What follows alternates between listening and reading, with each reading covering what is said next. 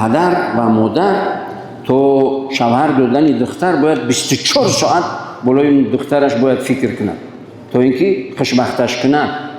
ولی متاسفانه بعضی پدر و مادر رو تلفن‌های 15,000 و 20,000 سومانه بعد میدهن به اون دختر رو، دیگر سراغ نمیکنن، گفتگو نمیکنن یا اینکه پرسپوس نمیکنن که بچه‌ام با این تلفنی گرانبها که با اینترنت و با شبکه‌ها و با همه چیز پیوسته است چی تماشا میکنی؟ چی کار میکنی؟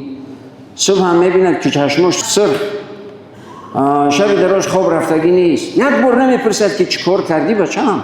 چی کار میکنی با این تلفن؟ پدر و مادر وظیفه جانی و اساسی و ایمانی هست که 24 ساعت باید هم پسر هم دختر، خصوصا دختر رو نظارت کنن تا اینکه این شبکه‌های اجتماعی اون رو بدبخت نکنن به هم جنسگرایی و نمیدونم که بچه افلاسی و پلیدی و حرامی و حرج فسق فجور نبرن.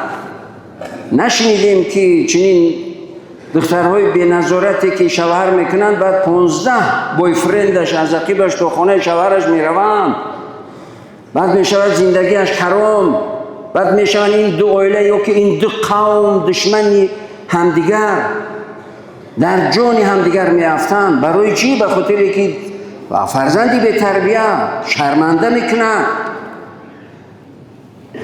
فرزندی به تربیت پدر و مادر رو شرمنده میکنند. باید که پدر و مادر 24 ساعت نظارت کنند. بچه‌ام کار میرود، خواندنی میرود، او بچه‌م احتیاط باش، ما را شرمنده نکن، در دنیا و آخرت خجالت مان نکن، در دنیا و آخرت خجالت نکن دخترم، جگرم، دختر جان، فرزندم. باید که باید پدر و مادر فرزند، خصوصا دختر و پسر رو هم باید که دویم نصیحت کنن طور که در آینده یک انسانی ظالم زندگی نکند. ولی پسرم که باشن، ولی پسرها هم که هستن بعضی هاش با یک تا و دو تا و 10 تا و چند تا گرلفرند با اینش عاشقی و این همه وسوسه شیطان است. عشق در اسلام هست بعد نکاح با همسرت، اون همسر حلالیت عشق ورزی کن، دوست داری کن، اظهار محبت کن. پروردگار میگوید که زن و شوهر مسلمان زندگیشان باید در اساس مهر و محبت و رحم شفقت نسبت همدیگر باید باشد.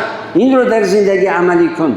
پیامبر علیه السلام در 60 سالگیشان همیشه میگفتن الحمدلله الذی رزقنی حب عایشه، پروردگار شکرانت که محبت عایشه رو در قلب من جای کردگی هستی. عایشه کی هست؟ همسرش. وقتی شما در روبروی همسرتون گفتید پروردگار شکرانت که محبت این همسرم فلانی نامش بگیرید که در قلب من جای کردگی هستی، خونت با برکت نمی شود. می شود لیکن متاسفانه نمیدونم که با همون فاحشه هایی که با 1000 نفر حرام حرج فسق فجور میکند میرود اون رو نوازیش و دوستداری میکند، همسر حلال خودش رو در حیاتش باری نمیگیرد که زنک جون دوستت میدارم.